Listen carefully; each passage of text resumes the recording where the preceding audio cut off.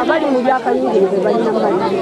Omuyaga ku mwalo gwe Lusalira mu ggombolola y'Ebbanda mu disitulikiti y'Emityana gussa abavubi bana abadde bagenze okutega emmale ne gwonoona n'ebintu omuli essomero lya Lusalira Primary School ng'abayizi boolekedde kusomera mu miti, eddwaliro lya gavumenti erya Lusalira Health Center, amayumba g'abatuuze ssaako ensuku z'amatooke n'ebirime ebirala. Enkuba yatandise n'ejjira mu kibuyaga n'eyonoona essomero lyaffe.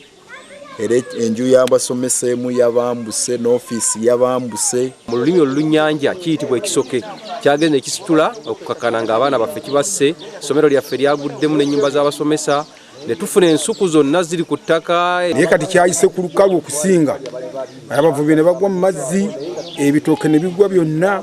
Enkya ya leero abavubi bakedde kukola mikolo okuzuula emirambo gy'abannaabwe abaafiiridde mu nnyanja ne bazuulako ebiri okuli ogwa Businje Muhammad ssaako Samuel Mukonjo nga ebuzibidde ebiri gibadde teginnazuulibwa.